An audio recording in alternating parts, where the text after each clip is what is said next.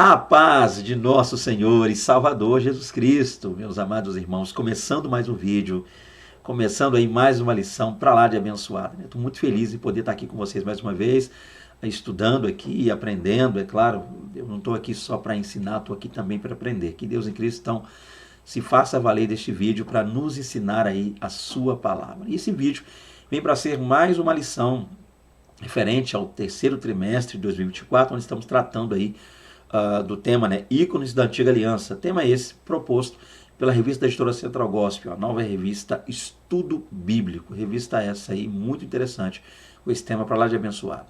E é interessante que a gente vai estar estudando aquela que é a quinta lição.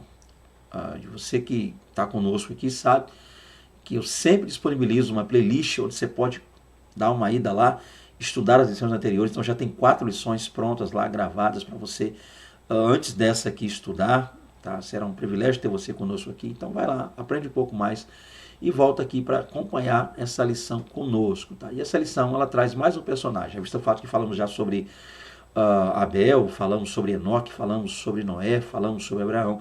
E quem seria então o quinto personagem, tá, a ser estudado aqui? É claro, é lógico. Lição 5, Isaac, o filho da promessa. E essa lição tem seu texto bíblico básico lá em Gênesis 21, dos versos 1 ao 5 e dos versos 9 ao 12. Tem aí seu texto áureo em Romanos 9, verso 9, porque a palavra da promessa é esta: porque por esse tempo virei e Sara terá um filho. A palavra introdutória dessa lição nos diz: para alguns, Isaac foi apenas o filho de Abraão, levado por seu pai ao monte Moriá para ser sacrificado. Veremos na lição de hoje que há muito mais a considerar na vida desse patriarca. Então a gente já começa entendendo alguns pontos interessantes aí para essa lição. Um desses pontos é o fato de que é muito comum a gente perceber que Isaac é estigmatizado, né? Ou seja, muitas pessoas têm na vida de Isaac o pico da vida de Isaac, o ponto mais importante, ou para alguns parece que é só esse, ali o momento em que ele é levado por seu pai ao Monte Moriá, a fim de que ali a fé de seu pai seja aprovada. Mas é bom entendermos que naquele episódio em especial, a fé de Isaac também é provada, a fé de Isaac também é revelada. Passamos a conhecer ali não só a fé de Abraão, já visto o fato de que a gente fala mais de Abraão, por causa do verso 1, né? E depois dessas coisas, algumas traduções traz tentou o Senhor a Abraão, outras trazem pôs à prova o Senhor a Abraão, outras trazem provou o Senhor a Abraão. Ou seja, muitas versões, traduções, inclusive a tradução que mais dá problema é a tradução tentou, né? Há quem não receba muito bem essa tradução, tentou, Deus tentar alguém. Por quê? Porque lendo nós, Tiago 1,13, fica aí. Se alguém é tentado, não diga por Deus foi tentado. Por quê? Porque Deus não tenta ninguém e por ninguém pode ser tentado, né? Deus não pode ser tentado. E é interessante por quê? Porque a palavra tentar, tentação, via de regra, é comumente usada por nós para uma alusão em situações onde alguém que está sendo levado ou induzido a praticar o mal. Então, muitos não recebem bem a palavra tentação. Deus está tentando Abraão, levando Abraão a praticar o mal. Então, para ser mais específico e exato, o que a gente vai perceber ali, e talvez eu fale sobre isso em outro vídeo, até com mais tempo, mas o que eu quero abordar aqui é o fato de que a fé de Isaac também ali é demonstrada e demonstrada. Mas, no início aqui, na introdução, a gente percebe que há muito mais, está aí, né? Há muito mais a considerar na vida desse patriarca. Logo, a gente precisa entender que muito temos que estudar. E há muito a ser estudado e muito a ser aprendido com a vida e com o exemplo da vida de Isaac. Outro ponto também importante, antes de eu começar já a pôr aqui os tópicos para falar, é o fato de que essa lição, meus amados irmãos, é uma lição de 5 tópicos. Quem me acompanha sabe o quanto eu tenho sido criterioso com questões relacionadas a tópicos de EBD, tópico de lição, para ajudar o professor, no que tange a questão do tempo, né? A administração do tempo relacionada a tópicos. E a gente volta e meia trabalha tem lições de 3 tópicos, quando não muito 4 tópicos, mas essa lição tem 5 tópicos, meu Deus. Então o que fazer?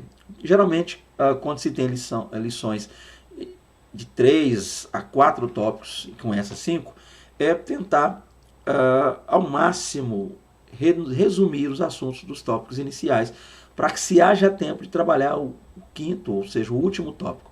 Porque, via de regra, o que eu tenho visto, e cá entre nós, vivido também por ser professor de EBD, é que a gente dá aquela segurada no primeiro tópico, começa a trabalhar algumas questões e aplicar no segundo, e aí o tempo que gastamos no primeiro e segundo nem sempre é o mesmo tempo que temos ou teremos no terceiro. Aí a gente começa a correr com o terceiro tópico. Tenta imaginar isso e aplicar isso numa lição de 5 tópicos, fica mais difícil ainda. Então, tá aqui, vamos fazer um resumo assim para entender. O primeiro tópico está aí, vamos lá. Aqui o de posse da revista, tá? Revista aberta aí, revista de aluno, quem me conhece sabe que eu trabalho aqui nos vídeos com ela. Primeiro tópico, uma vida marcada por milagres. Então vamos falar um pouquinho sobre alguns milagres relacionados à vida, logo o nascimento de Isaac e também o nascimento de seus filhos. Vamos falar também sobre as virtudes de Isaac, ou seja, aprender com as virtudes desse homem abençoado que é o Isaac. Nós temos o terceiro tópico, as provações de Isaac. Veremos com isso 2 episódios onde Isaac passou por dificuldades, adversidades. Veremos o quarto tópico, o sucesso de Isaac, ou seja, Deus abençoando esse homem e ele vencendo aí diante de Deus e diante de seus adversários. Por fim, o quinto tópico, Isaac, um símbolo de Cristo, que é, inclusive, que a Central Gospel tem feito nas lições anteriores, que é trazer a simbologia, a tipologia, toda essa questão ligada aí a símbolos da vida desses personagens em fatos concernentes à vida deles. E a gente vai ver tudo isso aqui para entender de maneira pura, clara e específica. Dito pois isso, vamos então aos nossos tópicos. Vamos lá. Uma vida marcada por milagres. Vamos então começar falando aí do primeiro tópico. Mas eu já ia me esquecendo de um detalhe. Prometo ser breve, tá? Você nem precisa adiantar o vídeo, não. Eu coloquei um comentário no vídeo anterior. Não sei se todos tiveram a oportunidade de ler, mas eu estou tendo uma certa dificuldade aqui com minhas gravações, tá? Já falei isso lá atrás, eu preciso repetir. Moro num lugar meio, eu diria, agitado, né, até turbulento. Sou cercado por pessoas que gostam de fazer barulho, então eu estou tendo uma dificuldade. Então, você vai estar ouvindo em alguns vídeos, lá no fundo dos vídeos, sons altos como carro, música secular tocando aí no fundo, pessoas gritando e muito no fundo, xingamentos, né, palavras de baixo calão, porque são coisas que estão acontecendo aqui ao meu redor. Eu estou aqui em um quarto, inclusive estou usando para gravar o quarto do meu filho, pelo fato de ser, eu acho que a parte da casa onde menos tem barulho, aqui é um lugar onde eu não consigo ainda montar um estúdio, abafar. Então, por isso eu estou tendo esse problema, tá? E eu não posso deixar de fazer isso aqui. Até pensei, até muitas vezes relutei e disse, Deus, eu vou parar de gravar, por causa, às vezes a pessoa pode estar ouvindo o som, não ficando bem, não soando legal. Geralmente quem trabalha com fone de ouvido, já vi você está ouvindo fone de ouvido, então esses barulhos que eu falei tornam-se mais altos, mais audíveis, é até mais complicado, mas eu vou tentar aqui gravar e tudo que vocês ouvirem ao fundo já peço perdão, tá? Gritos, criança, tem uma vizinha aqui que é uma benção, acaba, muitas vezes me atrapalha muito, confesso, muito mesmo, muito. Mas não só pelos gritos em si, mas pelas palavras de baixo calão muito pesadas que ela usa com os filhos e acaba me atrapalhando. Mas eu vou tentar aqui gravar. Então, desde já peço perdão a vocês por isso, tá? Vamos pro vídeo então. Talvez eu grave um vídeo. Eu estou pensando em gravar um vídeo pequeno, curto, falando tudo que eu falei aqui de novo para vocês. Eu corto e edito esse. Dito pois isso, vamos então para ver o que a gente consegue fazer aqui. Vamos lá. Uma vida marcada por milagres. A primeira coisa a ser feita aqui, e eu tenho feito isso em outros vídeos, estou achando interessante, é trazer o nome desse personagem, né? O nome de Isaac. Vamos tentar entender isso aqui. Então nós temos aí o fato de que o nome de Isaac vem do hebraico, e a palavra hebraica para o nome dele é a palavra Yitzhak. Yitzhak, vou falar devagar para você guardar aí a pronúncia, Yitzhak. Lembrando que talvez alguém que esteja assistindo esteja começando a trabalhar com hebraico, estudar hebraico, e aí quando você olha para a transliteração te dá uma dificuldade, né? Você fica aí, mas está o iod ali e tal, então seria o quê? Yitzhak, isso. Yitzhak é se eu seguisse 100% a transliteração, mas nem sempre o que a gente translitera, a pronúncia é igual. Então, esse aí, tse, o E não sai, né? Então seria Yitzhak, Yitzhak, não Yitzhak, cuidado, tá? Dito pois isso, vamos lá, Yitzhak. O nome Isaac significa em hebraico riso, ou Elihi. Seu nome está relacionado ao riso e à alegria, uma vez que seu nascimento trouxe alegria para seus pais e foi um símbolo da fidelidade de Deus em cumprir suas promessas. Outro ponto importante também, gente, interessante eu diria aqui, é o significado do nome Isaac, né? Riso ou Elihi. E aí há três possíveis respostas para isso, eu diria. Uma delas, alguns geralmente entendem que o nome dele sendo riso seria ligado ao fato de que quando Deus, lá no capítulo 18 de Gênesis, falava com Abraão e Sara estava na tenda e ouvia, né? Sara ouvia lá da tenda, então quando Deus falou que ela seria mãe, ela deu um sorriso. Lembrando que não foi um sorriso de deboche ou de incredulidade, mas um sorriso até de alegria. Ok? Um sorriso de mãe, né? Eu, e deu aquela risada. Então muitos entendem que o sorriso, o nome riso, Isaac, representando o sorriso que Sara deu lá dentro da tenda. Já outros aplicam pelo fato de se representar e querer dizer riso, ou ele ri, da ideia que poderia ser Abraão. Ele ri seria Abraão sorrindo, ou seja, a alegria que esse menino traria para Abraão. Abraão seria muito feliz tendo Isaac como filho. Logo, ele ri, o ele aí seria Abraão. E há quem entenda que ele ri ou riso aludiria ao próprio Isaac, né? Seria um menino alegre, que estaria rindo, a felicidade seria algo presente na vida de Isaac. Então há quem diga que é riso por causa de Sara, há quem use riso ou ele ri por causa de Abraão, e há quem use riso ou ele ri por causa do próprio Isaac. Tá? Mas tudo isso é interessante por quê? Porque alude ao cumprimento da promessa. Isso é importante. Alegria, fidelidade, e aí de Deus sendo apresentada, demonstrada por intermédio desse cumprimento dessa promessa. Vamos olhar aqui então já e entender melhor o nosso tópico. Primeiro subtópico está aí, 1.1, o milagre do nascimento de Isaac. Não sei se minha imagem está atrapalhando, então às vezes eu tiro minha imagem para ajudar você. A promessa de Deus quanto a gerar um filho destinava-se a Abraão e Sara. Contudo, Sara não acolheu a palavra do Senhor e decidiu interferir na história. Um conselho de Sara apressou certos acontecimentos na vida de Abraão, mas atrasou outros, de maneira que somente aos 100 anos o Senhor lhe deu o filho prometido, Isaac, cujo nome significa. Então o que a gente tem aqui para entender, ou melhor dizendo, para aplicar, estudar e aplicar dentro desse slide, né? Quais seriam as aplicações? Deixe-me então dividir esses dois parágrafos e tentar explicá-los. Primeiro está aí, a promessa de Deus quanto a gerar um filho destinava-se a Abraão e Sara. É aqui que muita gente fica se perguntando, peraí, se Deus tinha uma promessa com Abraão e Sara para que ambos pudessem gerar um filho, e seria esse realmente o filho da promessa, por que então que Abraão e Sara fizeram essas coisas? É interessante o seguinte, biblicamente falando, porque eu só posso falar realmente biblicamente, já visto o fato de nem toda conjectura é boa, é bom que a gente se apegue à Bíblia ao máximo possível. Mas nós temos Gênesis 12, Deus chamando Abraão. No chamado que Deus exerceu na vida de Abraão, diz a Bíblia que Deus falou, far-te-ei uma grande nação. Então, eu vou pegar só essa parte, são 7 promessas, mas eu quero pegar só a primeira. Far-te-ei uma grande nação, a nação viria dele. E aí Abraão já tem a noção, então, de que ele será pai, só pelo fato de Deus fazer uma grande nação dele. A questão que nós temos é o seguinte, nós temos esse relato onde Deus fala com Abraão em Gênesis 12, Deus volta a falar com Abraão novamente em Gênesis 15, e Deus, a princípio, reforça no Gênesis 18, com algumas aparições e questões onde Deus fala com Abraão. Talvez o que nós precisaríamos entender inicialmente é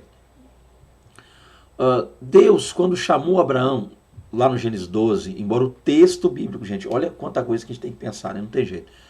Mas Deus falou naquela ocasião que seria com Sara, é um ponto, tá? Eu não estou aqui dizendo que não, você me entendeu. Nós estamos pensando junto, e para isso que serve conteúdos como esse, só para a gente pensar junto. Falou naquela ocasião que seria com Sara, o texto não nos mostra. Mas é aí que está o detalhe, é aí que nós passamos a entender que sim. Por quê? Porque a questão é a fé. Deus chama um homem casado e diz para esse homem casado que ainda não tem filhos, que fará deste homem casado uma nação. E isso nos faz entender de maneira lógica que aí é que começa a trabalhar a fé. A fé de Abraão não pode e não deve ser vista só no fato de ele ter saído da terra, saído do meio da parentela, saído da casa do pai e também ido para uma terra onde Deus ia mostrar. Não são esses 4 pontos, essas 3 saídas de Abraão e a saída de Abraão, essas 4 questões que mostram a fé, mas também no fato de que Abraão deveria crer que Deus faria nele, juntamente com sua esposa, essa nação. Aí é que a fé é vista e aí que a fé começa a ser entendida, tá?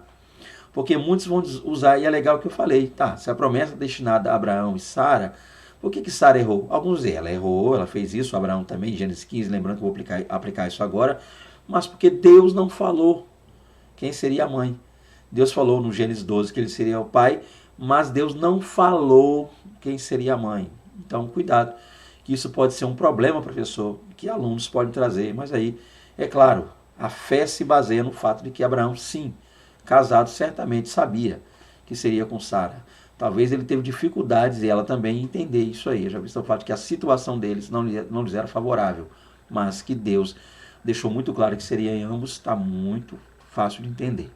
O segundo ponto está aqui, ó. Contudo, Sara não acolheu a palavra do Senhor e decidiu interferir na história. Esse é o detalhe.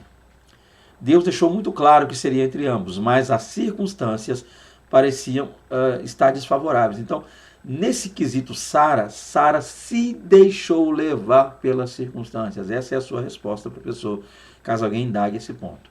Mas aí, embora a lição não tenha trazido, é bom nós pensarmos uma coisa também. Não estou querendo trazer polêmicas aqui, mas nós temos que entender que não foi só Sara que acabou interferindo ou tentando interferir. Tá? Temos que entender que Abraão também o fez. Gênesis 15, quando Deus surge para falar com Abraão, diz lá, e depois, não estou com a Bíblia aberta, se eu errar o versículo e pronunciar de forma errada, o bom é saber que você aí que me assiste vai pegar a sua Bíblia e vai conferir. Só não estou com a Bíblia aberta porque já expliquei que não tenho ainda tecnologia tal para deixar telas aí na minha frente com a Bíblia na tela, como pessoas fazem. Eu já percebi que é assim que funciona, mas eu tenho mal um computador que já está querendo dar defeito, parar. Tá? Mas Deus há de me abençoar. Daqui a pouco as coisas vão melhorar e vocês verão isso. A qualidade desse vídeo vai melhorar quando eu conseguir o que eu estou querendo aí, que é um PC game, um computador melhor. Dito pois isso, vamos lá. Então, eu diria o seguinte, Gênesis 15, e depois dessas coisas, apareceu o Senhor a Abraão em visões, dizendo, não temas, porque sou o seu escudo, o seu grandíssimo galardão. E aí o texto continua, né? E Abraão diz, Senhor, o que me has de dar, pois ando sem filhos, e o meu servo Eliezer, o Damasceno, tá? E aí eu já me esqueci decorando, não tem esse versículo decorado na cabeça. Peço perdão, tá, gente? Aí ao vivo acontecem essas coisas. Mas vamos lá. O ponto é que ali no capítulo 15, pelo menos no contexto dá para trabalhar, Abraão quer pôr seu servo Eliezer como seu herdeiro. Há quem diga, né, e há 2 explicações para isso, há quem diga que há tradições antigas nas quais se pegava o empregado mais velho da casa e adotava-se o filho desse empregado. Então, na verdade, Abraão queria adotar o filho de Eliezer, ou seja, Eliezer tinha filhos e Abraão adotaria um filho de Eliezer e aí seria esse filho de Eliezer, junto com sua família, claro, herdaria os bens de Abraão. Já outros pensam que Abraão estaria meio que pegando o próprio Eliezer, o próprio servo, tá? E aí Eliezer teria que ser alguém mais novo que Abraão, Eliezer seria adotado como filho de Abraão, é muita coisa. E aí você tem essas 2 possibilidades para aplicar em sua aula, em loco aí, em sala de aula. Outro ponto importante também a se dizer aqui é o fato de que Sara, deixa-me ler, um conselho de Sara apressou certos acontecimentos na vida de Abraão, mas atrasou outros, de maneira que somente aos 100 anos o Senhor lhe deu o filho prometido, Isaque, cujo nome significa riso, que eu já expliquei isso aqui do nome do filho. Outro ponto interessante, gente, é a palavra usada na lição aí, um conselho de Sara. Não vou entrar no apressou é depois, vou pegar um conselho. Então, o fato de que, no Gênesis 15, Abraão quer, por intermédio de Eliezer, cumprir, por assim dizer, a promessa de Deus. E Deus surge e diz, este não será o teu herdeiro, mas aquele que de ti nascer, será o teu herdeiro. Deus mostra que não vai ser o Eliezer, mas alguém que vai nascer de Abraão. Gênesis 15. Ok? E aí no Gênesis 16, Sara surge Abraão e traz consigo uma ideia. E a ideia é pegar a serva de Sara, eu estou falando Sara, mas é Sarai lá, né? Pegar a serva de Sara e Agar é o nome dela, serva egípcia, e dar a Abraão um filho por intermédio da serva. Entendendo, já falei na lição anterior, se você não assistiu, corre lá para entender melhor o que eu já citei, mas a questão é que a gente chama hoje de barriga de aluguel, né? Proveta, barriga de aluguel é um nome, inclusive, muito comum há tempos aí.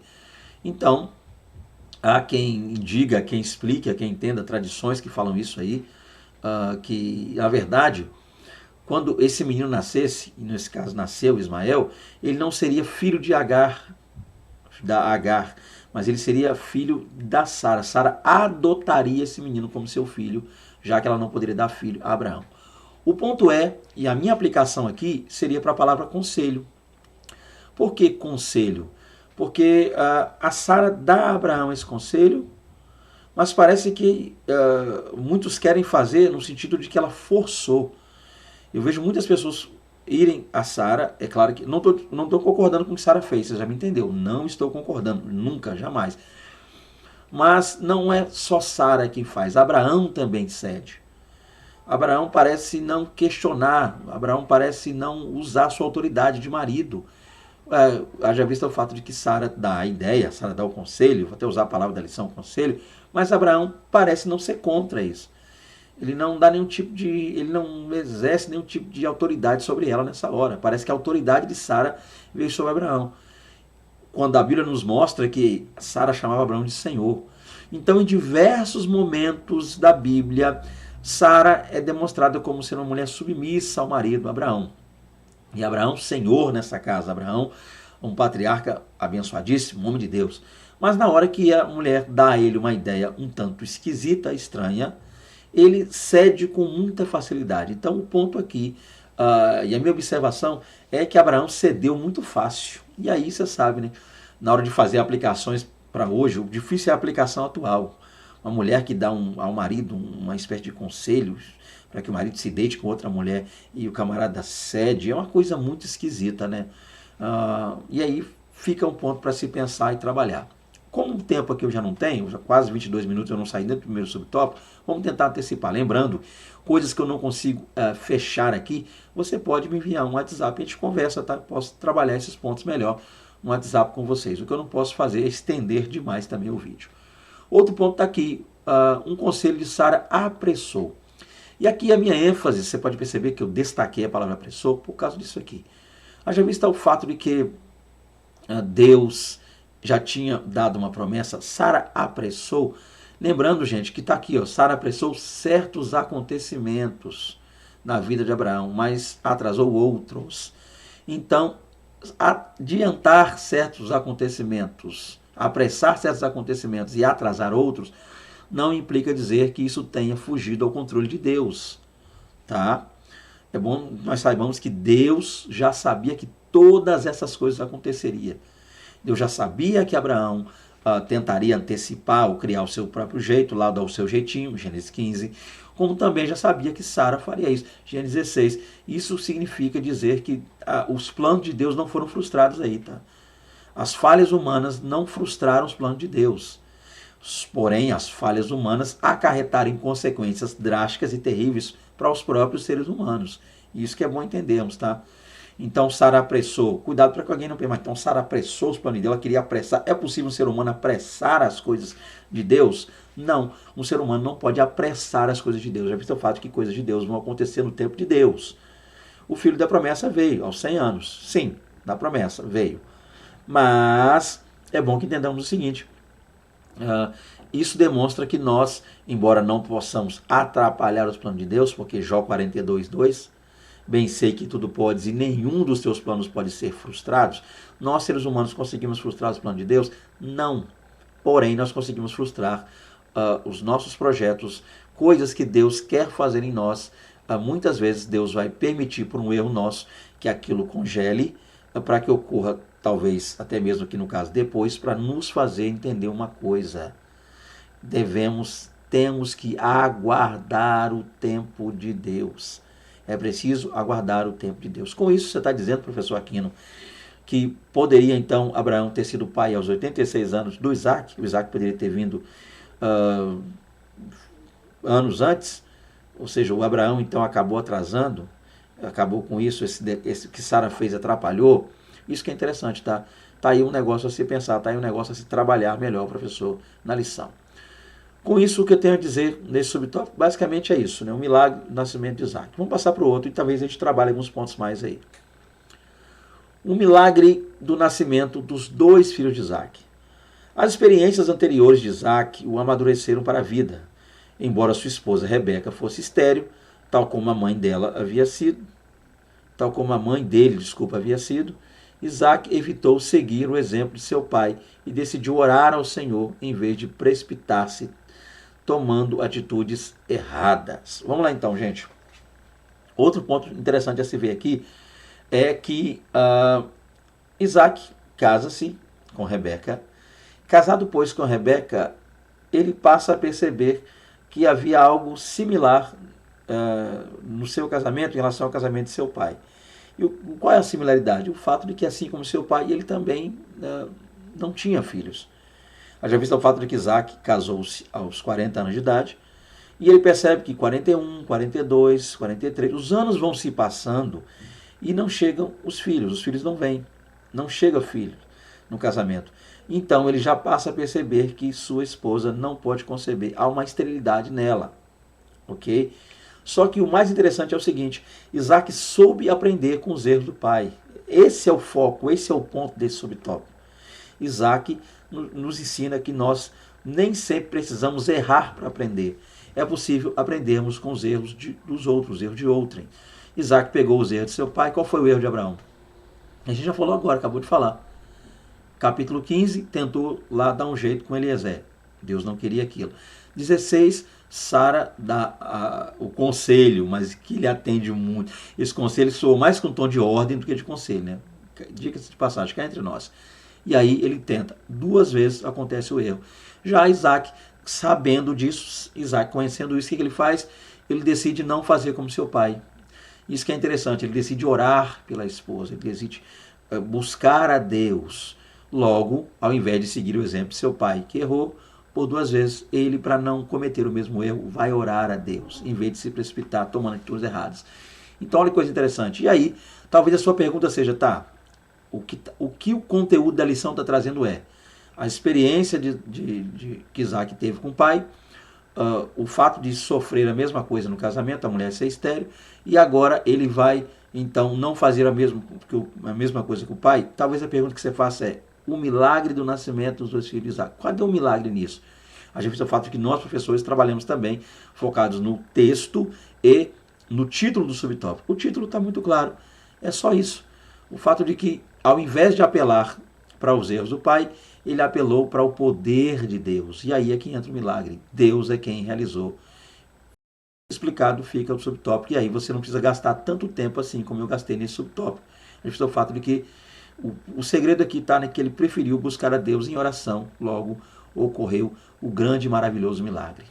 E aconselho você a não gastar nesse subtópico tantas explicações concernentes a esses fatos, trazer muitos fatos históricos, porque você pode acabar engessando seu tempo. Hein? Segundo tópico, as virtudes de Isaac. Vejamos isso aqui. As virtudes de Isaac. Primeiro está aí, era submisso. O maior exemplo de submissão foi dado por Isaac no dia em que seu pai o levou ao Monte Moriá para oferecê-lo em sacrifício, como Deus havia pedido.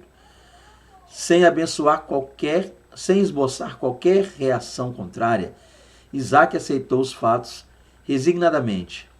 Quando perguntou ao seu pai sobre o cordeiro para o holocausto, apenas ouviu a palavra profética de Abraão sem questionar. Vamos ver alguns pontos interessantes aqui. Primeiro, o que precisamos trabalhar nesse tópico claro, são as virtudes desse homem. Uma das virtudes dele era a submissão, ele era submisso.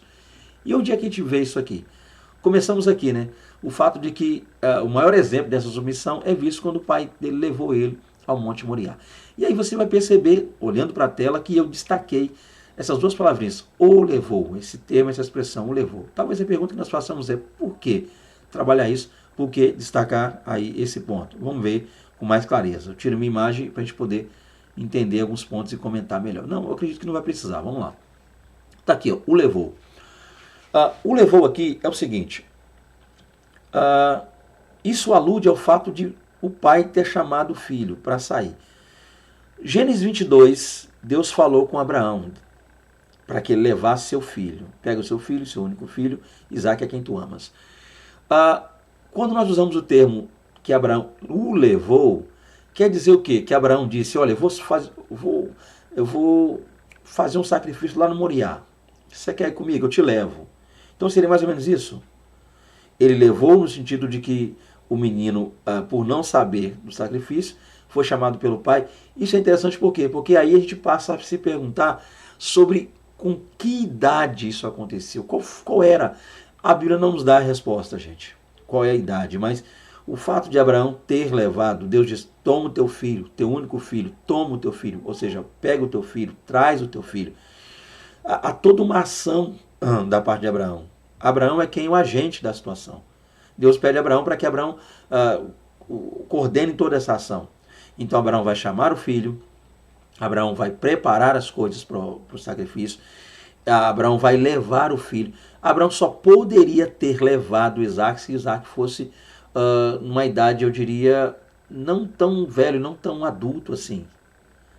Isso nos faz entender que Isaque era mais jovem, por isso ele foi levado. Se fosse o contrário, Isaque já fosse um rapagão, um homem, uns 30, 40 anos, eu diria, 40 não foi quando ele casou, mas um homem beirando seus 20 e poucos, 30 anos de idade, a gente nem poderia dizer que Abraão levou o Isaque, mas poderia dizer que eles foram juntos.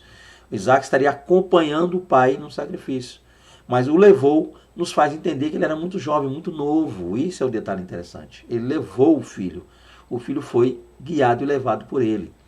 O que nos faz saber e nos faz entender duas inocências aí. Uma inocência no sentido de que ele era jovem demais, muito novo, e a segunda pelo fato de ele não saber o que ia acontecer. Isso é interessante, tá? Pensar e entender que Abraão tenha levado Isaque nos faz ver que Isaque era muito jovem. Outro ponto também, voltando à submissão. Então, desde cedo ele era submisso. É aqui que eu quero chegar, você já entendeu. Ele aprendeu a submissão ainda muito jovem, ainda na tenra idade ele aprendeu a ser submisso. Isso é maravilhoso. Sem esboçar qualquer reação contrária, Isaque aceitou os fatos resignadamente. Aqui a gente passa a entender que já a questão, o cenário já muda. Levou ele saindo de casa. Abraão levando o Isaque, aponta para eles, 4, porque 2 servos foram juntos. Os 4 saindo de casa, logo nós temos Abraão levando Isaque, o que me faz entender que Isaque era uma criança. Por isso é que eu penso assim. Segundo, sem esboçar qualquer reação contrária, já aponta para Isaque lá no monte com o pai. Naquele momento em que Isaque diz, pai, eis aqui a lenha. Se eu errar a ordem, tá tranquilo, mas a ordem dos fatores não vai alterar o produto aqui. Eis aqui a lenha, o cutelo está aqui, o fogo está aqui, mas aonde está o cordeiro? Estou vendo tudo aqui, mas cadê o cordeiro? Gente, isso é interessantíssimo, tá? E pena que eu não tenho tempo para falar mais, eu fiquei até triste agora, eu queria trabalhar mais isso aqui, mas não vou poder. Mas o que eu acho tão interessante? O fato de que um momento em que parece que Isaque cita isso, pai, está aqui fogo, lenha, cutelo, mas cadê o cordeiro? Isaque só diz isso lá no monte. Mas sendo Isaque o entendedor de sacrifício, já visto o fato de ter visto o pai, Isaque já havia visto o pai fazer isso. É isso que é interessante, é isso que nos mostra o quanto Isaque era jovem. Mais um detalhe aqui interessante.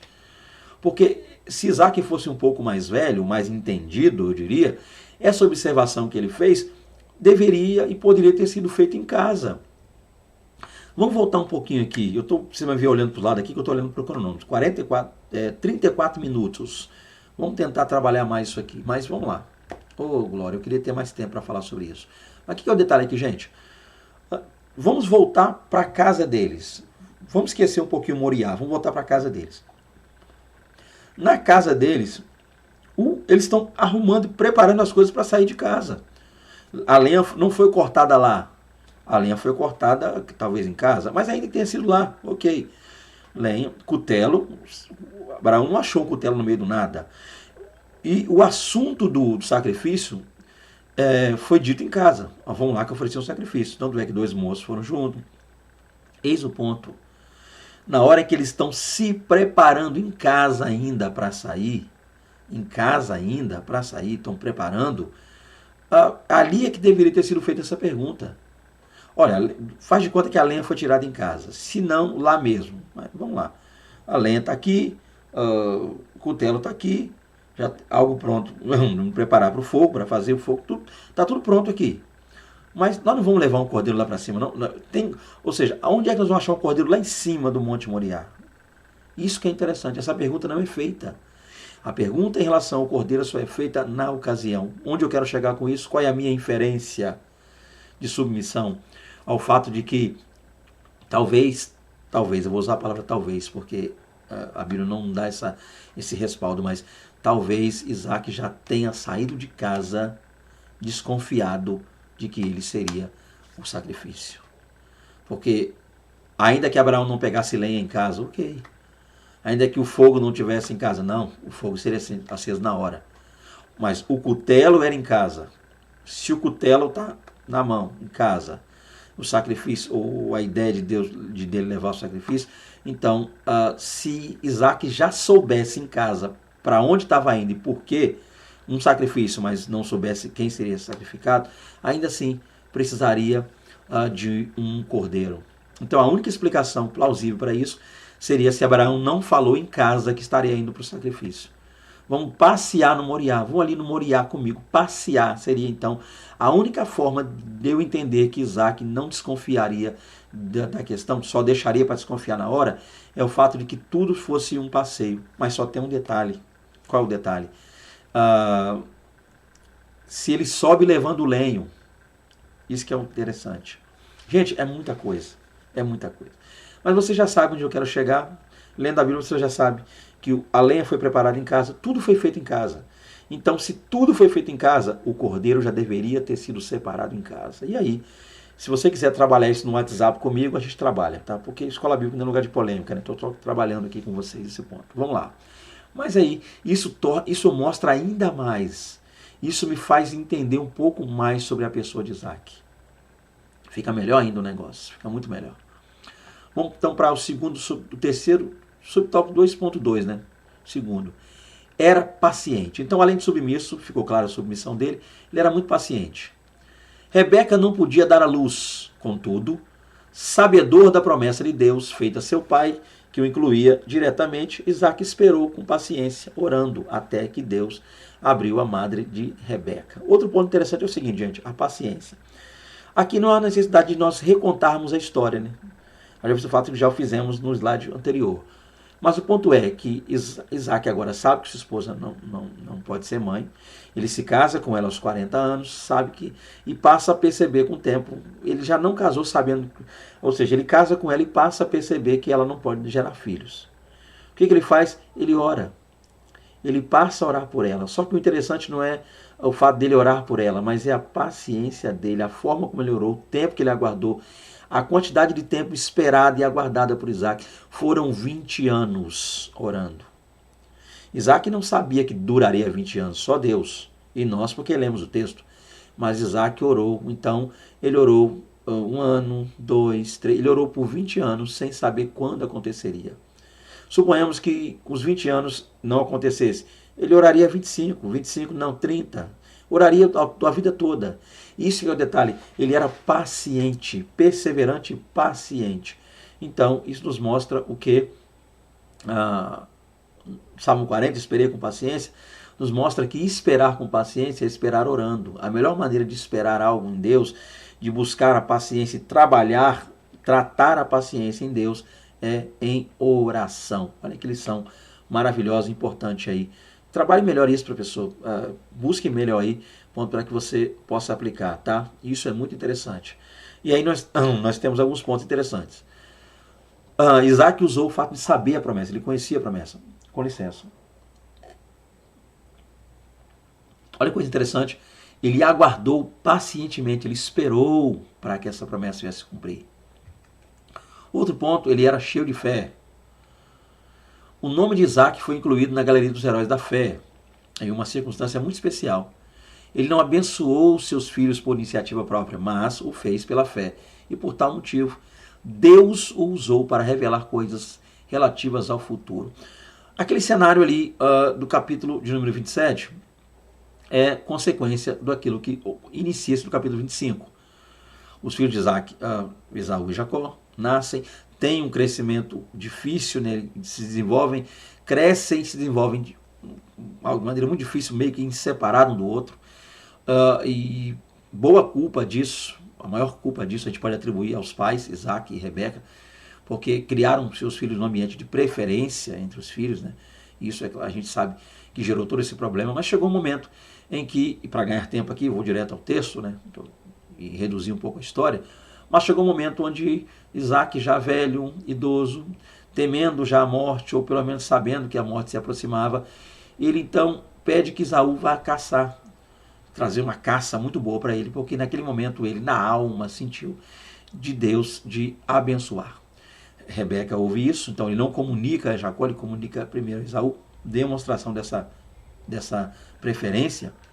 Ele comunica então a Esaú, e aí Rebeca ouve isso, corre, fala com Jacó, e todo um ardil é criado para aí que ocorra então essa bênção, mas para que essa bênção vá, por assim dizer, até o Jacó e não ao Esaú. Eles enganam o pai, ou seja, Rebeca junto a seu filho Jacó enganam o Isaac.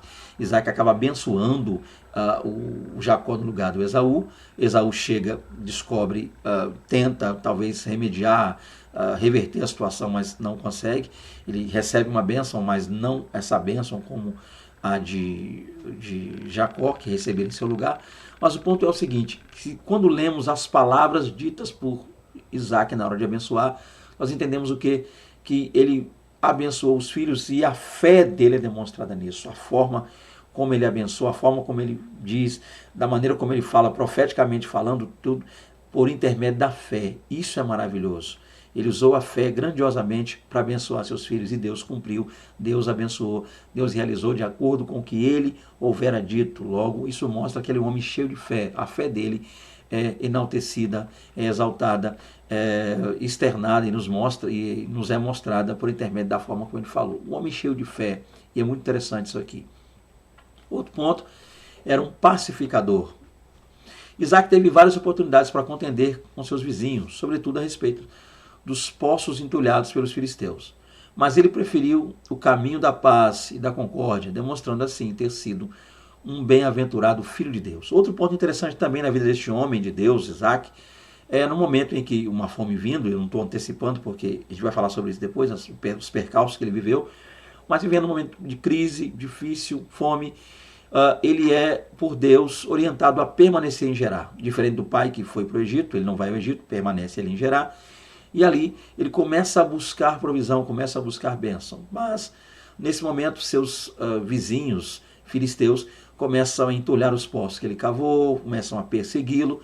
E o que ele faz é, ao invés de contender, ao invés de piorar a situação, agravar a situação, ele busca a paz. Entulha um poço aqui, ele cava outro ali, entulha outro ali, ele cava outro acolá. Logo, ele é um homem pacificador. Isso é maravilhoso, tá? Outra virtude deste homem é um homem que buscava paz. E a aplicação aí é muito interessante porque alude a nós, ao fato de que nós devemos, ao máximo, buscar a paz com as pessoas, né? Seguir a paz com todos e a santificação, sem a qual santificação ninguém verá o Senhor, mas seguir a paz com todos. E Paulo fala, né? Sempre que possível, quando possível, assim que possível for, a gente deve buscar ao máximo viver em paz com as pessoas. Então Isaac nos dá esse exemplo de pacificador, um homem que viu ali, chegou e viu seus pastores brigando com os pastores lá daquela região de Gerar, os filisteus. Ao invés dele agravar ainda mais a situação, ele buscou a paz, ele aquietou os seus pastores, convocou-os a deixar aquela situação, abandonar aqueles poços e cavarem outros. Um pacificador de Deus, isso é maravilhoso. Outro ponto também, outra virtude desse homem, ele gostava de orar e meditar. Vamos ler isso. Quando Isaac avistou Rebeca vindo ao seu encontro, ele estava no campo, meditando, né, ou orando, como registram algumas versões. Certamente essa era uma prática constante em sua vida. Outro ponto importante, já vou fazer algumas aplicações aqui, mas o ponto importante é entender que ele era um homem de oração, um homem de busca, um homem que falava com Deus. E aqui, perceba uma coisa, você professor, quando a gente vai trabalhar essa lição, a gente tem uma certa dificuldade com essa lição. Qual é? É que sempre que você vai explicar o subtópico, você precisa aludir à história, aludir ao acontecimento. E talvez na hora de aludir ao acontecimento, trave você. Você percebeu que, diferente das demais lições, onde eu tenho tido até, eu diria, mais facilidade em falar, essas vezes eu estou travando. Por quê? Você está percebendo aí? É porque eu estou aqui pensando a forma de apresentar a história resumidamente. Por exemplo, aqui eu já tenho, no slide passado eu já tive que aludir lá a confusão dele com a briga lá com os pastores deles e os filisteus. Então você precisa quase que narrar toda a história para chegar na parte que você quer, para mostrar que ele é pacificador. Aqui mostrar que ele gostava de meditar e orar. Eu já preciso voltar lá novamente e recontar a história de Eliezer trazendo a moça. E aí, quando ela chega lá com Eliezer, ele estava meditando. Então, talvez ficar contando essas histórias pode levar um tempo maior. Explique, caso você, professor, julgue necessário aí, explique aos seus alunos. Gente, eu não vou entrar muito na história, não. Eu não vou adentrar na história. Eu vou aplicar e explicar só o tópico, partindo do princípio e do pressuposto que seus alunos já conhecem a história. Eu já estou percebendo isso aqui, eu estou gravando aqui, eu não edito, então os erros que eu cometer aqui sairão no vídeo, infelizmente, você já vai estar com esses pontos aí. Então, o que eu vou estar tentando fazer aqui? Tentar fazer a partir desses slides, os que vierem, não entrar muito no contexto, porque leva muito tempo. Então, professor, aprenda com o meu erro. Olha uma lição importante, aprenda com o meu erro. Não adentre muito, porque você tem aí 6 subtópicos. Se você for explicar a história dos 6 subtópicos, você não sai do segundo tópico. Tá? Então, eu vou fazer isso aqui agora. Dito pois isso, vamos partir para essa aplicação. O ponto é, gente, a questão é que tá aqui, ó, quando Isaac avistou Rebeca vindo ao seu encontro, ele estava no campo meditando e aí orando. O que é o detalhe? Se você recorrer ao título do subtópico, vai estar lá que Isaac gostava, ele tinha um costume por hábito, ele gostava de orar e meditar. Perceba que há uma conjunção aditiva aí, né? Orar e meditar. Tem duas coisas aí. Uma é orar e outra é meditar. Mas como é que é isso? Isaac gostava de orar e de meditar. Mas ele estava meditando ou orando? O problema, gente, vem por causa do hebraico. Deixa eu me explicar isso aqui. Nós temos aí a frase hebraica. Eu até coloquei no hebraico aqui, você vai ler aí. Então, lembrando que o hebraico é de trás para frente, ou, desculpa, da direita para a esquerda, seria isso aqui então. Primeira palavrinha está ali, ó. A primeira palavra que você tem que ler, então, não é a palavra que está debaixo da palavra orando, mas é a palavra hebraica que está debaixo de Gênesis 24, versículo 63. Está vendo aí, ó? Você vai ver na tela Gênesis, GN, entre parênteses, GN, 24 e 63. A palavra que está embaixo, essa é a primeira palavra, porque é da direita para a esquerda. Que palavra é essa? A palavra Vayetzer, tá? Vayetzer é a palavra hebraica. E o texto é mais ou menos isso aqui, ó. Vayetzer Yitzhak Lasua, melhor dizendo, né? Lasua, que é a palavra verde, hebraico, Lasua. E outra palavrinha, a palavra Batse, ou Batsade, Lifnot Arev, ou Arev, a quem pronuncia Arev. Então, hebraico, vou falar tudo para ficar mais fácil. Vayetzer Yitzhak, Lasua Based, Lifnot Arev. Vayetzer, deixa eu ler mais devagar. Vayetzer Yitzhak, Lasua Basade, Lifnot Arev. Então, a palavrinha verde é a palavrinha Lasua. E esse Lasua vem da palavra sua, no hebraico. Há quem pronuncie suar, com um gutural no final, né? Qual é o problema aqui, professor? Talvez você encontre. Se nenhum aluno tocar nesse ponto, segue com a sua aula tranquilamente. Mas a pergunta é, essa palavra Lasua, essa expressão Lasua, que ele estava, ela representa muita coisa. Ela representa meditando, como está aí. Há quem traduza como orando, como está aí, mas só que meditando, orando, lamentando, pranteando, até quem traduza pranteando. O ponto aqui é entender o contexto. E o contexto é o quê? Isaac ainda estava triste pela morte de sua mãe Sara. Ele estava ainda no luto da morte de sua mãe, quando Abraão enviou Eliezer para trazer Rebeca, para trazer uma noiva para ele, uma esposa para ele. Então o texto diz que quando a moça está chegando, ele está saindo ali a meditar. Então a NVI traz meditar, a NVT traz meditar, a ARC traz orar, a ACF traz orar. E a pergunta é, Isaac estava orando ou meditando? Que palavra eu uso? Tá? Esse lassuar é orar, é meditar? O que é isso? E aí vai demandar muito da tradução que você decidir usar. Porque tanto quer dizer meditar, quanto quer dizer orar. Então esse é o ponto, esse é o detalhe, tá? Mais uma vez, vou ler para você o hebraico, talvez você queira gravar. Esquece tudo que eu falei. Pega esse hebraico aqui, ó, tá? Vayetzer Ishak Lassuar Basade Lifnot Arev. Tá? Com mais calma, sai mais tranquilo. Tá? Vayetzer Ishak Lassuar Basade Lifnot Arev. E aí a palavra Lassuar é a palavra que tanto quer dizer orar, quanto quer dizer meditar. Ok? E a ideia da lição, a ideia da revista, ela está aplicando muito mais o orar. Ela está dando a entender que Isaac era um homem de oração, vivia em oração. Que você pode também aplicar sem problemas, tá? Não há essa dificuldade. Lembrando que tudo isso que eu falei só lhe será útil se algum aluno lhe trouxer essa incógnita, essa indagação. Isaac orava, a palavra laçu é orar, é isso que quer dizer orar, mas não é meditar. A minha Bíblia traz meditar. Aí você entra com a explicação. Que laçu aí quer dizer meditar, orar, prantear, se entristecer pela morte da mãe, pensar, refletir sobre a morte da mãe, perambular, caminhar pelo campo. É muita tradução, muita coisa. Se não houver essa indagação, esse problema, utilize o orar e siga com a sua aula. Ele orava e meditava. Amém. Dito pois isso, vamos lá. Conhecia e ouvia a voz de Deus. A vida espiritual de Isaac conservou muitos traços da herança legada por seu pai, um homem que conhecia Deus e ouvia sua voz e falava com ele. E aí nós temos o exemplo aí que é Gênesis 26, 2, né? E apareceu-lhe o Senhor e disse, não desças ao Egito, habita na terra que eu te disser. Deus falando com Isaac. O que é o ponto interessante aqui? Aqui é só para dizer que Isaac conhecia e Isaac ouvia a voz de Deus. Como é que você aplica isso de forma prática? Simples, simples, simples. O versículo 26, o capítulo 26, verso 2 está aí. Diz que Deus apareceu para o Isaac e disse para o Isaac, olha, não faz igual seu pai não desce para o Egito não. Fica nessa terra aqui, não precisa você ir lá para o Egito. Fica aqui nessa terra que eu vou te abençoar aqui. Ok. Então, o que é o detalhe? Conhecia quer dizer que Isaac tinha intimidade com Deus a ponto de entender quando era Deus falando ou não. Ele conhecia Deus a tal ponto que soube que era Deus falando com ele. Porque a gente tem essa dúvida às vezes.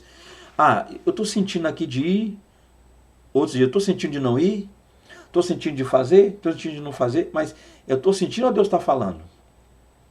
Aqui nesse caso, Isaac conhecia Deus ao ponto de saber realmente que era Deus falando. Olha, Deus falou com ele, não desça ao Egito. Então ele conhecia, sabia que era Deus. O conhecimento aqui é a certeza de quem é Deus e que Deus está falando. Isso é conhecer. O segundo é ouvia.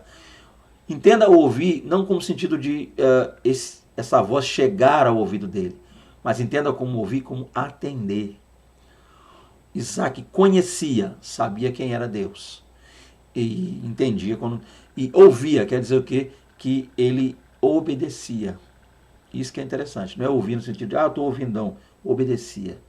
Então era um homem, ele era um abençoado que conhecia a Deus e ouvia, logo obedecia a voz de Deus, dava ouvidos à voz de Deus. Esse é o detalhe. Você pode aplicar claramente, tá? E com isso, já tá bom para você, ficar bem tranquilo para você aplicar esse subtópico aí. Vamos lá, gente, eu estou preocupado que são 3 tópicos só. Até agora eu estou, e quase 1 hora. Eu já tinha dito que ia demorar. 3. As provações de Isaac. Vamos ver aqui as partes difíceis que esse homem enfrentou e lidou. Vamos lá, mais vago aqui.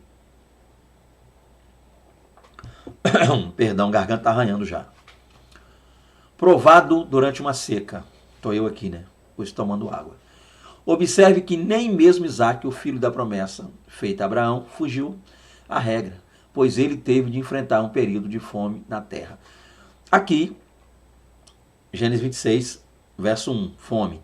Olha o perigo que corremos de contar toda a história novamente. Está vendo, professor? A dificuldade que a gente tem na hora de aplicar os tópicos e subtópicos é você ficar recontando essa história. Não precisa. Simplesmente o seguinte, já pode entrar. Essa aqui eu aconselho você nem explicar a situação, já vai direto à aplicação. Porque o texto já mostrou o que aconteceu. O texto já explicou, agora você aplica. Mas é o seguinte, que o fato de nós sermos cristãos, sermos filhos de Deus, não significa dizer que a gente não vai passar por provas. Que vai dizer aqui, ó, nem mesmo, ou seja, até o Isaac lá, esse é o detalhe. Dirija esse texto, dirija esse subtópico aos seus alunos, professor. Você passa por prova, eu também. Ah, mas, gente, nem mesmo Isaac escapou, esse é o detalhe. Nem Isaac, o filho da promessa, escapou, quem dirá nós. Ok? E quando é que ele não escapou? Mesmo sendo o filho da promessa, o filho da promessa teve que lidar com a seca, a escassez, a dificuldade. Então, ser crente também é passar por provas, ser crente também é lidar com escassez, com falta, com dificuldade. Crente também passa por essas crises, esses momentos. Isso é bom para fortalecer seus alunos, para que eles entendam que provação e privação são duas coisas que são muito presentes na vida de um crente. O crente passa por essas coisas. É o que eu faria, é como eu aplicaria ali, ficaria mais tranquilo, como eu apliquei, para dizer a verdade aqui. 3.2, provado na inveja dos seus vizinhos. Vamos ver isso aqui. Isaac sofreu a dura provação de ser vítima da inveja de seus vizinhos, filisteus. E tinha, aí tá aí o texto diz, e tinha possessão de ovelhas e possessão de vacas e muita gente de serviço, de maneira que os filisteus o invejavam. Vamos lá, gente. Outra situação difícil que Isaac teve que lidar, com a inveja dos filisteus. Né? Cavava poços, eles entulhavam. Cavava poços, eles entulhavam. Inclusive é uma das pregações que eu mais ouço. Confesso que eu, nesses anos todos que tenho de crente, prego por diversas igrejas. Ainda não preguei esse texto sobre os poços ali, o Gênesis 26. Eu não parei ainda para pregar esse texto. E inclusive já estou pensando em fazer isso aí. Porém, o que eu tenho visto, é claro, esse texto usado às vezes só pela questão da prosperidade. Há pessoas que usam esse texto mais para prosperidade. Sendo que, na verdade, a gente pode usar, como foi usado aqui, pacificador e outras coisas. Mas vamos para nossas aplicações aqui. Em primeiro lugar, vamos lá. Vocês vão perceber aí que três palavras estão verde aí. Vítima, vizinhos e filisteus. Ser vítimas, eu diria 4 palavras, né? Ser vítima, vizinhos e filisteus. E talvez a pergunta é, por que eu fiz isso? Gente, o texto é autoexplicativo. A gente lê e explica que Isaac sofreu inveja, porque o texto diz isso, está lá na tradução. Mas na hora de aplicar, possa ser que algum aluno levanta a mão e fala, estou vivendo isso, passando por isso, meus vizinhos invejam, onde eu moro é assim. Sempre tem aqueles alunos que pegam certa parte dos tópicos e subtópicos para contar um pouco de sua história. Inclusive, cá entre nós, não está errado. Mas aqui, professor, você pode usar também isso aqui para explicar aos seus alunos o seguinte. Isaac estava sofrendo pela inveja dos vizinhos, a saber, filisteus. Ok.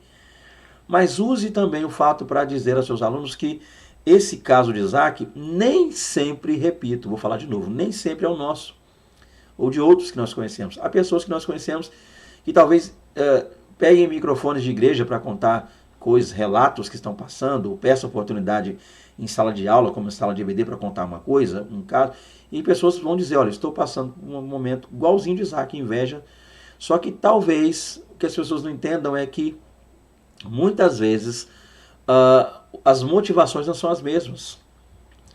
Talvez o que a pessoa chame de inveja de um vizinho, na verdade não seria uma inveja do vizinho, seria simplesmente o vizinho voltando-se contra uma pessoa pelo mau comportamento dessa pessoa. Isso que é interessante. Deixa eu contar um exemplo que talvez me ajude a ilustrar.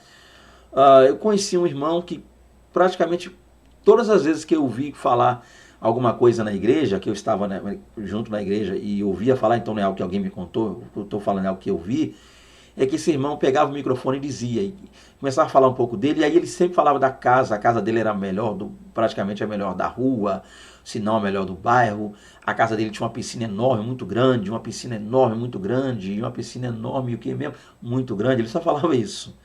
Então esse irmão passava às vezes quase 20 minutos falando da casa dele, que ele construiu uma casa enorme, linda, bonita, tal, tal, tal. Isso pode, talvez você me falasse para pensar o seguinte, tá, mas e aí, o que deu isso? O que deu é que hoje ele nem casa tem mais. Ele não tem casa, não é enorme, aquele mora, ele não tem casa, aquele mora não é dele, aquele mora de aluguel, e não estou dizendo que é ruim mora de aluguel, você me entendeu? Só dando um exemplo do irmão, por favor. Estou falando um exemplo dele, que tinha, que não tem. O irmão que passava, e foram anos que eu ouvi ele falar isso, anos. O irmão passou anos dizendo, tem a casa, casa, casa, grande, grande, casa, casa de aluguel, casa, casa, casa, casa, piscina, piscina, casa, casa, piscina. Hoje ele não tem casa própria, mora de aluguel, e não tem mais a piscina nenhuma. Nem na casa de aluguel ele tem piscina. Eu acho que nem de plástico ele tem mais. Então talvez alguém diga, já sei o que foi isso aí. Ele perdeu a casa porque a inveja dos vizinhos foi tão grande, o olho gordo fez ele perder a casa. Não, ele perdeu essa casa pelas atitudes erradas que ele tomou, casamento e outras coisas mais. Ele, o maior culpado dele não ter essa casa com essa enorme piscina, que agora não é mais dele, foi ele mesmo. Então, às vezes, não é inveja das pessoas que nos faz perder ou deixar de ter alguma coisa. Somos nós mesmos. Então, use esse tempo, professor, para explicar aos seus alunos que talvez não é a pessoa que nos inveja, talvez é a gente que queira causar nas pessoas essa inveja. Você me entendeu onde eu queria chegar, por isso citei o exemplo do cidadão que eu falei. Então, há pessoas, Isaac não queria causar inveja nos vizinhos, ele queria só crescer, prosperar e continuar sendo bênção diante de Deus. E é lógico, dar um ambiente bom, tranquilo para a sua família, um ambiente abençoado para a sua família. Isaac só queria estar bem com Deus e com sua família, só isso, vivendo. Isaac era alguém que estava tocando a vida, mas ao contrário de Isaac, há pessoas que às vezes ganham com alguma coisa, conseguem alguma coisa e vão para as igrejas ficarem contando, e eu posso, eu fiz, é melhor, é maior, e tem. Às vezes tem pessoas que ouvem isso e ficam, gente, eu não entendi, a pessoa está contando bênção ou está esnobando? Está muitas vezes aí ostentando. Então, uma coisa é o Isaac abençoado sendo invejado pelos vizinhos. Outra coisa é uma pessoa querendo ostentar o que tem e causando com isso, é claro, repulsa das pessoas. Então, use esse tempo, professor, esse slide para você trabalhar esse ponto aí com seus alunos. Vamos lá? Quarto tópico. O sucesso de Isaac. Vamos ver agora o sucesso desse abençoado homem de Deus. Uma boa semente. Então, ele foi abençoado por quê? Porque houve na vida dele uma boa semente. Vamos ler o texto e entender. Existem 3 razões pelas quais Isaac teve uma colheita extraordinária. Então, vamos lá. Uma colheita extraordinária na vida de Isaac. Por quê? Primeiro, porque ele era filho de Abraão. Ou seja, Isaac foi abençoado porque ele já fazia parte de uma promessa. Então, ele já nasce como sendo parte de uma promessa feita a seu pai Abraão. Então ele já era um abençoado porque nasceu no ambiente de promessa. Mas vamos lá.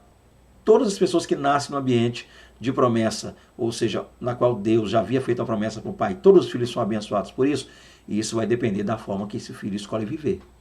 Porque a gente conhece, você e eu, por isso eu disse a gente, nós conhecemos pais abençoadíssimos, avós abençoadíssimos, pais abençoadíssimos, mas filhos que não vivem nada disso. Por quê? Porque não procuram viver longe dessa bênção, dessa promessa. Ok? Ele foi abençoado porque era filho de Abraão, mas viveu como filho de Abraão. Glória a Deus por isso. Segundo, o Senhor o abençoou. Outro ponto, ele tinha a bênção de Deus sobre a vida dele. Logo, ele era um homem piedoso, temente a Deus, por isso vivia a bênção de Deus. Segundo motivo, era abençoado. Ele recebeu, ele viveu essas bênçãos. Ele foi mais que vencedor porque Deus o abençoou. Logo, é bom trabalharmos isso aqui. Por quê, professor? Porque tem gente que acha que é abençoado. Por quê? Porque suas mãos lhe abençoaram. Suas gotículas de suor lhe abençoaram. Sua expertise para trabalhar, para empreender, para correr atrás o abençoaram. E tem pessoas que se esquecem que Deus é o dono da bênção. Então, outra coisa interessante, foi abençoado porque Deus o abençoou. Terceiro e último, porque ele semeou a boa semente. Aí, a lei da semeadura. Ele plantou a semente boa. Olha que maravilha. Ele colheu muito. Por que colheu muito? Porque lançou a boa semente. No caso dele, a gente sabe. semente na terra, literalmente, fisicamente, mas pode ser aplicado às nossas vidas. Estaremos colhendo quanto melhor for a nossa semeadura, ou seja, quanto melhor for a nossa semente, maior será a nossa colheita. Então a gente precisa plantar a boa semente, a semente do amor, a semente do evangelho, a semente da graça, a semente da unção, a semente do carinho, a semente da cordialidade e várias. Então trabalhem seus alunos, professor, aí. Eu já estou 1h05, né? Mas trabalhem seu aluno nesse ponto. O que ele está plantando para ser abençoado? O que ele está fazendo para ser abençoado? Plante a boa semente e você colherá bênçãos. Com licença. Plante a boa semente. Então ele foi abençoado, repetindo, ele foi abençoado. Por quê? Porque ele colheu bem, porque ele teve uma boa colheita extraordinária, porque era filho de Abraão, fazia parte de uma promessa, mas viveu com quem fazia parte dessa promessa. Segundo, porque o Senhor abençoou, logo ele entendeu que não era a sua força, não era ele, era Deus. Nunca foi Isaac, sempre foi Deus, isso ele entendeu. Terceiro, ele também plantava a boa semente, a semente boa. Ele entendia o que estava fazendo, ele fazia com amor, por amor, logo colheu bem. Guarda isso aí e aplica aí, professor. 4.2, prosperidade em terras estranhas. Isaac não era um nativo da terra dos filisteus, mas um imigrante. Apesar de não ter nascido naquele lugar, ele estava inserido na aliança de Deus, que o honrou sobremaneira, fazendo prosperar. Outro ponto interessante também na vida de Isaac é que ele cresceu, sim, prosperou, sim.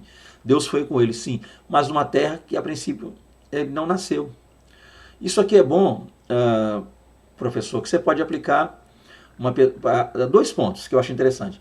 Um é, nós crescendo em áreas que a princípio a gente achou que não ia crescer, não dominava, mas foi pela fé. Então Deus pode, talvez a pessoa queira migrar de área, talvez um aluno seu está passando uma situação difícil numa área e está com medo de migrar para outra área.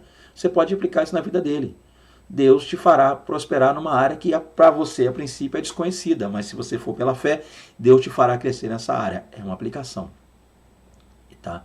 Segunda aplicação, você pode aplicar também questão de pessoas que estão pensando em deixar o país para tentar algo melhor para a família, por amor, não por raiva do país, não pensando em tal, o Brasil. Você me entendeu? A pessoa está às vezes pensando em ir para uma outra nação, viajar, tentar uma vida lá fora e está com medo. E o que fazer? Use, aplique na vida dessa pessoa Isaac. Porque talvez, por um lado, alguém diga, não, pai, se você sair agora, você vai perder tudo, vai falir, vai ficar jogado lá.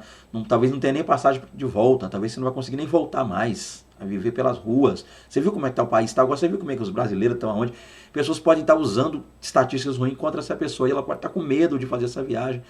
Usa o exemplo de Isaac também para ajudar essa pessoa, no sentido de que se ela estiver na direção de Deus, Deus vai honrar. Isaac, na direção de Deus, cresceu numa terra que não era dele. Teve dificuldades? Sim, existem dificuldades. Foi complicado no início? Foi, mas com Deus, em Deus ele venceu. Então use-se aí, essas duas aplicações. Pessoa que está migrando de uma área para outra, talvez um pequeno empresário da sua igreja, um grande empresário que quer mudar de área, uma pessoa que quer mudar de área, em Deus muda, Deus lhe abençoa. E também mudar de lugar, país, geograficamente falando, mudar de estado, de cidade, de país, fazer uma mudança geográfica e está com medo de perder. Talvez a pessoa continua pelo medo de não fazer a mudança geográfica, fica onde está e mingua, não cresce e lá na frente vai se arrepender de não ter feito tal mudança, tal escolha. Use esses dois pontos para ajudar a pessoa, mostrando que Isaac cresceu e prosperou. O segredo, então, não é o produto novo, não é a mudança do produto velho que eu vou trabalhar ou da coisa velha que eu vou trabalhar para a nova. Porque a nova é boa, a nova está no mercado, a nova tal, tu vai empreender, vai dar certo. Não é o que eu vou fazer e nem o país que eu escolhi. É quem vai comigo, é quem está comigo. Quem estará comigo na hora de fazer isso? Deus, vai dar certo, então. Quem estará comigo na hora de viajar para tal lugar? Deus, então vai dar certo.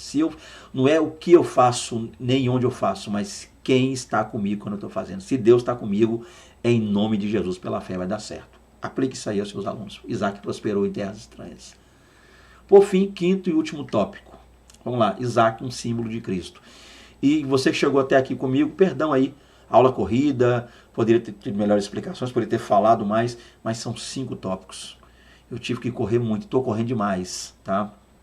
Você que é meu amigo, você que está comigo aqui, você que, minha irmã aí, abençoada, que acompanha o canal e talvez não tenha gostado dessa aula, talvez o engajamento dessa aula não vai ser bom porque eu corri, me perdoa. É muito assunto, tá? Mas se em alguma coisa eu pincelei e não concluí, não fui legal, meu WhatsApp fica aí, a gente pode falar sobre isso. Você é uma irmã, mulher de Deus, manda mensagem. Minha esposa vai te responder. Você vai ouvir a voz dela. Manda um áudio aí que minha esposa vai te responder. Que é assim que a gente tem trabalhado. Mulheres, minha esposa lida. Homens, você é um varão de Deus, manda aí. Eu vou te atender de cara. Você vai ouvir minha voz, vai me conhecer, passar a me conhecer, tá? Não é muito radical isso, não. Não. Não e não. Ok? Você vai entender por quê. Talvez você não se deparou ainda com... Não é por sua causa, tá? Isso não é por sua causa nem por minha causa. Mas que a gente tem que fazer as coisas. Vou dar um exemplo só. Eu acho que eu nunca falei sobre isso aqui, mas vamos lá. A aula já está esticada, mas talvez uma mulher entre em contato, manda um áudio aí eu respondo. O marido não é crente, ouve o áudio. Quem é esse camarada que você está falando aqui? Olha, do nada surge um problema para essa irmã tão abençoada que só quer aprender mais de Deus. Então, vigiar nunca é demais. Amém? Vamos lá então. Vamos ver aí essa simbologia em volta à vida deste homem. Isaac, um símbolo de Cristo. Uma alegoria da união de Cristo com a igreja. Aqui nós temos uns pontos que eu vou lendo já fazendo as aplicações. Vamos entender. Assim como Eliezer, servo de Abraão, foi enviado a buscar uma esposa para Isaac, Deus Pai enviou o Espírito Santo para buscar uma noiva para seu filho, Jesus Cristo. Então, gente, olha que maravilha. Só de ler já tem a explicação. A única observação que eu fiz, ressalva que eu fiz e que eu faria também no seu lugar, é essa aqui, ó. Eu destaquei essas duas palavras, buscar uma, tá vendo? Tá de amarelo aí, ou seja, Eliezer foi buscar uma esposa para Isaac, ok, buscar uma. E o Espírito Santo veio buscar uma noiva? Não. Eliezer foi buscar uma esposa, sim, porque não sabia quem era a pessoa, embora soubesse a família, embora soubesse o local, ele não sabia quem era a pessoa, ele não foi buscar uma. Logo, o que quer dizer isso? Buscar uma dentre muitas. Buscar uma dentre outras. Buscar uma jovem dentre outras jovens ou muitas jovens. Buscar uma jovem dentre outras jovens. Buscar uma, tá certo. O Espírito Santo vem buscar uma igreja dentre outras? Não, ele vem buscar a igreja, que só há uma. Igreja de Cristo só há uma. Por que eu coloquei isso aqui? Porque é muito comum, a gente está vendo muito isso aí, pessoas falando sobre... e até ouvi uma crítica, né, a respeito de uma música que uma cantora, uma menina fez uma música aí, da igreja, não sei o que, de fariseus, que eu nem acompanhei, confesso. Então fica aquele negócio, a igreja dos dias atuais está desarraigada de Deus, a igreja adormecida. Até tem uma peça, a igreja adormecida. Gente, embora a gente use o termo igreja, entendamos uma coisa, existe a igreja falsa e a igreja verdadeira? Não existe nem a igreja falsa, gente. Jesus só tem uma igreja, a igreja, artigo definido. Buscar uma para a jovem Rebeca, ok, uma. É artigo indefinido, uma, porque ela é uma dentre outros, é indefinido, não se sabe quem é, uma. Mas a igreja não é uma no sentido definido, a igreja é uma no sentido numeral, uma única. Então, a palavra uma para Rebeca, eu diria, artigo indefinido. A palavra uma para a igreja, numeral, uma, porque Cristo só tem uma igreja. O Espírito Santo está preparando a igreja, não uma igreja para Jesus dentre outras, porque não existe uma igreja dentre outras. Guarda isso e aplica isso aí, professor. Tá? Não estou dizendo que a revista errou, não estou nada contra a Central Gospel. Amo a Central Gospel, amo essas revistas, faço aqui com todo carinho e amor. Me perguntaram por que você não comenta outras revistas. Eu queria ver você comentar outra lá, a Casa Publicadora X lá, a outra revista lá. Gente, eu gosto demais da revista Editora Central Gospel. E já visto o fato de que as outras também tem muita gente comentando, muita gente. Tá? Eu estou aqui tentando fazer, ou como Paulo, né, navegar para um mar onde eu vejo tem pouca gente. Inclusive tem até mais gente. Eu quero fechar essa aula dizendo que eu sou o percussor, tá, gente? Quando vocês virem alguém comentando revista Editora Central Gospel aí, entenda. Fernando Aquino aqui, eu sou um dos primeiros, tá? Se você procurar na internet, eu sou das antigas aí. Eu sou o percussor aí. Hoje tem muito canal saindo aí, você canal. Tô brincando, é claro que quanto mais melhor. Não tô aqui criticando, é só uma brincadeira. Você sabe que eu sou um cara que gosta de sorrir aqui. Mas para você que está chegando outros canais, que não fala nomes aqui, que é antiético, mas tem uns canais aí que comentam a revista da Editora Central Gospel. Lembrando, hein? Eu sou o primeiro, eu comecei a comentar a revista Editora Central Gospel primeiro, embora outros canais tenham mais inscritos do que eu, mas isso não vem ao caso. Mas guarda isso aqui, tá? Buscar uma esposa para Isaac, está certo? Sim, que é uma jovem dentre muitas. Buscar uma igreja? Não, buscar a igreja. Artigo definido. Cristo só tem uma igreja. Não existe a igreja adormecida, não existe a igreja. A gente fica falando da igreja, é uma forma de falar, né? Críticas à igreja. Gente, Cristo só tem uma. Esse é o detalhe, a igreja só tem uma. Só existe a verdadeira igreja e a falsa igreja. Então tem duas igrejas? Não, só uma verdadeira igreja. Mas aí eu não entendi onde você quer chegar, Fernando Aquino. Não é igreja. Quem não é? Por que alguns não serão levados? Porque não é igreja. Daqui a pouco eu vou ter que dizer que Jesus vai subir com uma igreja e deixar outra. Olha que coisa interessante. Jesus vai levar uma igreja e deixar outra? Não, ele vai levar a igreja. Então, quem está aí no meio, tentando, fingindo que é a igreja, não vai subir. Mateus 7, nem todos que me dizem Senhor, Senhor. Se eu fosse aplicar baseado no que eu estou falando, eu aplicaria o seguinte: nem todos que me dizem Senhor, Senhor são igreja. Só isso que Jesus quis dizer lá. Tem gente que diz que a igreja não é. Sobre esta pedra edificarei a igreja. Edificarei a igreja. A minha igreja, a igreja de Cristo. Cristo não edificou duas igrejas, gente. Ok? Eu acho que eu vou ficar um ano agarrado nesse texto aqui. Mas você já entendeu. O importante é que você entendeu. Então não existe duas igrejas. Não existe a igreja adormecida, não existe a falsa igreja, não existe a igreja dos fariseus, evangelho. Não. Só existe uma igreja. A igreja de Cristo. Eliezer foi buscar uma jovem, mas o Espírito Santo veio buscar a igreja. Tal como o servo que não falou sobre si mesmo, o Espírito dá testemunha acerca de Cristo. Outra coisa que já está explicado e aplicado, né? O servo Eliezer, o Damasceno, chegou diante da moça e não viu falar: eu sou Eliezer assim, eu sou assim, nasci assim, mas não. Só explicou o seguinte: sou Eliezer, servo de Abraão, vim aqui buscar tal. E outra. E aí a moça começou a perguntar: mas como é que é meu? Gente, eles vieram dando o caminho. Você acha que a Rebeca não conversou com Eliezer? Como é que ele é? Fala para mim, fala sobre Isaac, me conta mais sobre ele, me fala sobre ele. Esse é o detalhe. O Espírito Santo faz a mesma coisa. O Espírito Santo não fica falando de si mesmo. Ele dá testemunho de Cristo. Isso é interessante. Assim como Eliezer gastou a viagem inteira falando de Isaac para Rebeca, o Espírito Santo está o tempo todo falando conosco de Cristo, nos apontando para Cristo, levando a Cristo, para que depois ele nos leve pessoalmente a Cristo.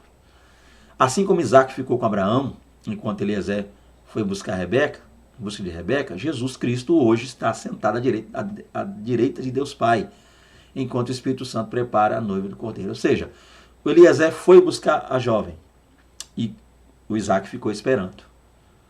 O Espírito Santo está preparando a noiva para levar todo esse caminho. O caminho de volta de Eliezer é o caminho que o Espírito Santo está também guiando-nos até Cristo. E aí, Cristo lá, à destra do Pai, aguardando e esperando aquele momento maravilhoso. Olha que bênção. Rebeca era belíssima e virgem, assim como a igreja, está vendo? Que o Espírito Santo apresentará a Jesus, é santa, pura e irrepreensível. Essa é a igreja, só há uma. Só uma igreja. Só uma igreja. O resto não é igreja, está infiltrado no meio, é joio. Se você quiser chamar de alguma palavra, está caçando uma palavra para falar? Chama de joio, só não chama de igreja. Porque às vezes a gente tenta fazer uma crítica à igreja e acaba fazendo a crítica errada, porque a falsa igreja, a igreja da atualidade, a igreja não sei o que, a igreja... Não tem. Se não está como Deus quer, não é igreja. Mas está aí, ó. A igreja, ela é bela, tá? Então, todos os atributos da moça apontam para os atributos da igreja que Cristo veio buscar. O que Cristo virá buscar realmente nas nuvens. A longa viagem de Rebeca até encontrar-se com Isaac é uma alegoria da jornada do cristão para seu lar celestial. Aceitou a Cristo. Foi o que ele encontra ali. O Espírito Santo. Aceitando a Cristo, já é o encontro da Rebeca representa o encontro da Rebeca com o Eliezer. Daí para lá é preparar em casa, falar tudo certinho, preparar as coisas, se adornar e vir para o casamento.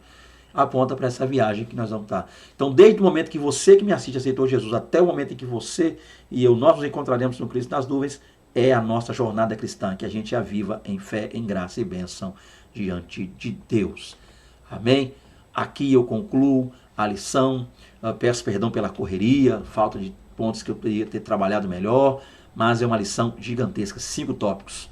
Eu espero não me encontrar de novo com outra lição de 5 tópicos. É muita coisa para falar. Está aí nosso contato, desejando contactar-nos, será um prazer estar na igreja de vocês para ministrar a palavra, tá pregando ali, tá louvando, tá adorando, porque vocês precisarem, é só entrar em contato conosco que nós, com todo o prazer do mundo, iremos lá. Você que quer falar comigo via WhatsApp, tirar dúvidas, apresentar sugestões, o que você, até para o canal aqui, para melhorar alguma coisa, críticas também são bem-vindas, tá? Errei alguma coisa, falei demais, deixei de falar. Amém, eu estou aqui para aprender, estou aqui como servo do Senhor. Aceitarei de bom grado, de bom coração. Que Deus abençoe. Até a próxima aula. Fique com Deus. A paz do Senhor Jesus. A paz do Senhor Jesus.